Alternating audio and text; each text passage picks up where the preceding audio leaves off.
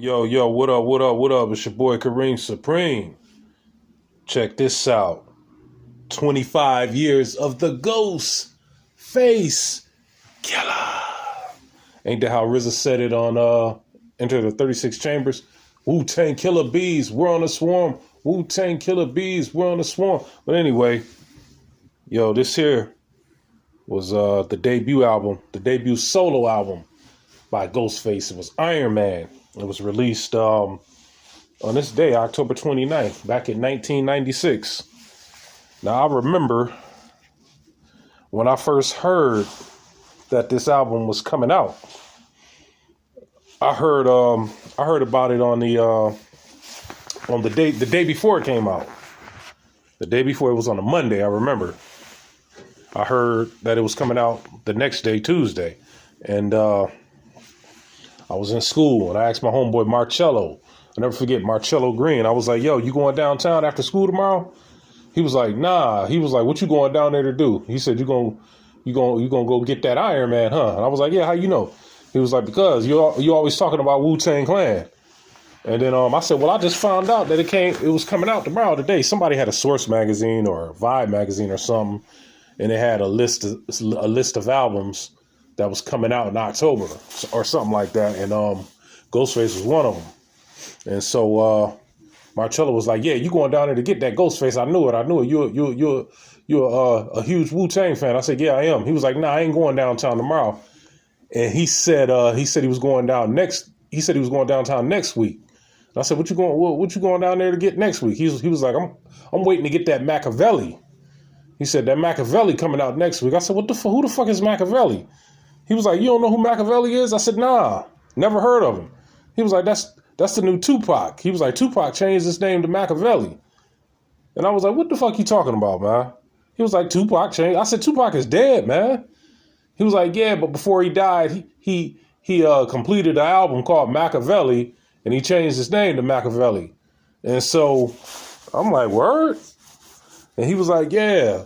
So I went to the library and I went on the internet, and it wasn't no Google back then, I don't think. I just typed up Machiavelli, and a bunch of shit came up about some dude that faked his death or some shit like that. So that had me wondering. A lot of people did the same thing. Back then you had to go to the library to look up stuff. It wasn't no cell phones or no, Google or nothing like that. You had to go to the library to get on the internet. And you had to wait in line.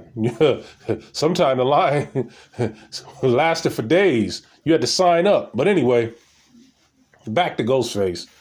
So anyway, the next day I go downtown after school.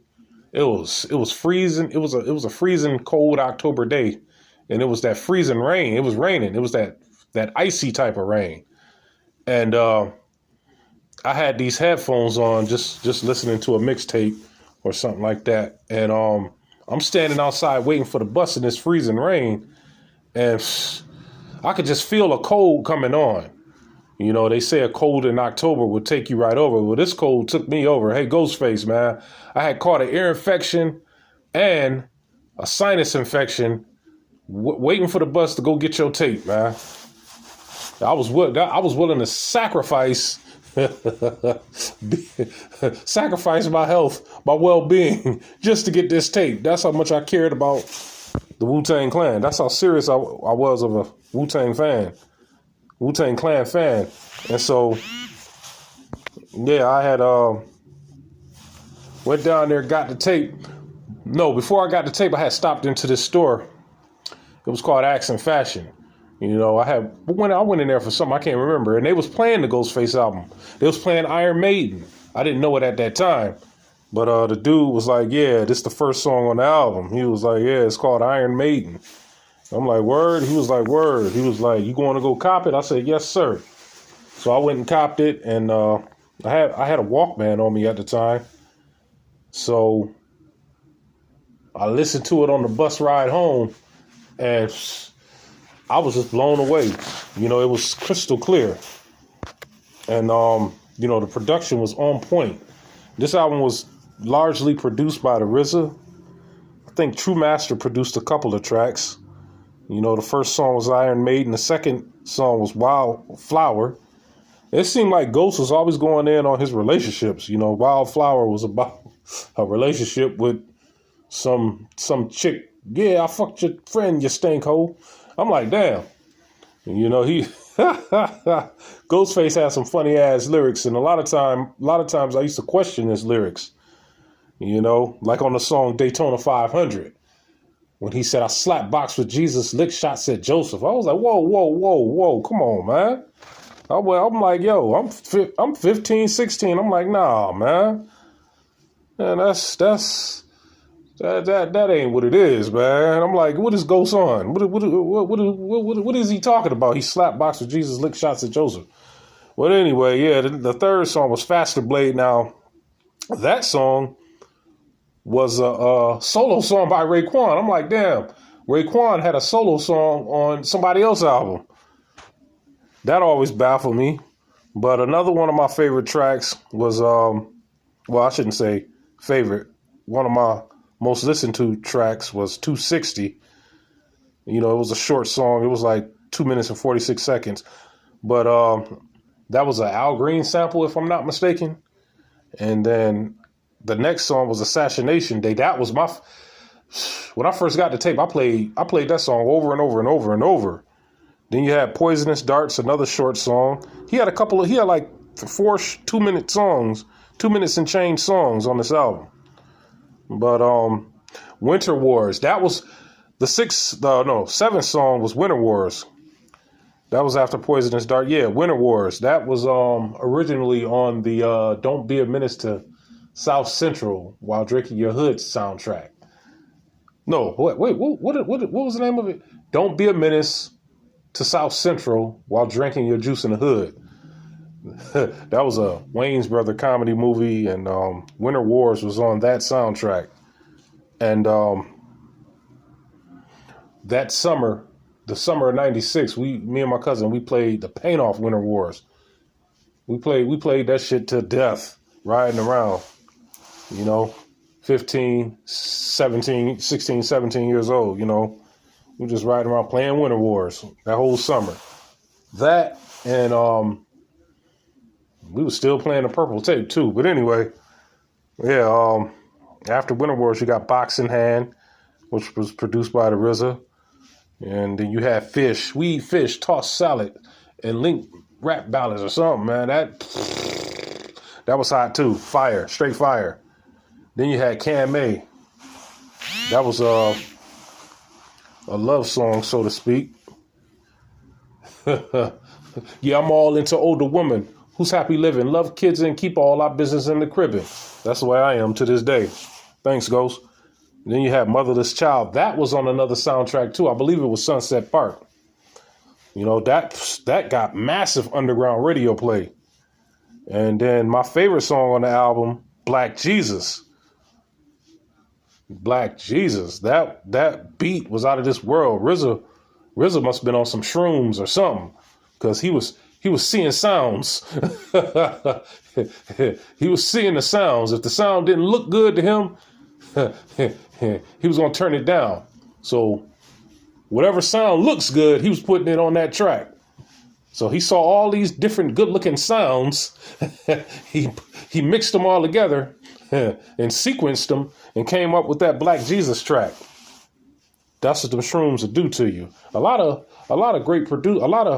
legendary producers was on shrooms. Dr. Dre, Q-Tip, and a few others.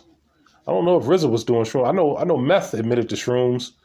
Kanye West already got that condition where you see sounds. I forgot what it's called. So Kanye don't need no shrooms. He already sees sounds. You know, they say shrooms are the safest drug you could take, but I don't want to see nothing that's not there. Not for me. Sorry. I'll just stick to my peppermint tea. Yeah, so after Black Jesus, you had After the Smoke is Clear, featuring the Delphonics. For years, I didn't know that was the Delphonics. I thought it was a joke. Like, I didn't know it was the Delphonics, the singing group from the 60s and 70s. I thought it was I thought it was a new group who called themselves the Delphonics too. I'm like, Wow, it really was the legendary group. But anyway, yeah, this whole album just kicked ass from top to bottom. You know, I know some of y'all agree. Some may even disagree, but I mean, not disagree by saying this album was the greatest, but some people like Liquid Swords better. Some people, a lot of people like Cuban Links better. But yeah, the last song, well, it was the last song on the tape, The Soul Controller with the Force MDs. You know, they I think the lead singer of the Force MDs passed away, rest in peace. You know, on the tape, The Soul Controller was the last song, but on the CD, Marvel was the last song. I like that beat. I used to like when RZA let the beat flow for a while because me and my boys could rap over it at the end. You know, we used to make pause tapes. You know, we'll catch. Sometimes RZA let the beat flow for like a minute and a half, and we used to just repeat it over and over and over. Record, make a pause tape, and then just flow over it. You know, only true hip hop heads know what a pause tape is. But yeah, there you have it. The Iron Man. The Iron Man, detached metal, I'm still alloyed. Ghostface. My favorite lyric off this album is when Ghostface said, what'd he say? I mean, not Ghostface, Raekwon. He said, what up now, blow, clicking like a calico, gold, Maximilian, one love, keep it real, yo. Hit me with these Tommy Hill fake ice rocking niggas. The summer's mine. That was off Black G's. Black Jesus. My bad. I said Black G's. I'm thinking of Black G's. He's a Rochester rapper. Look him up. Black G's. He's from Fight Village, and I'm from St. Simon's. For y'all who don't know what Fight Village is and St. Simon's is, those are two projects right across the street from each other in Rochester, New York. Fight Village Apartments, St. Simon's Apartments. Clinton Avenue, 585, baby. Hit me with some good feedback. It's your boy Kareem Supreme, 100.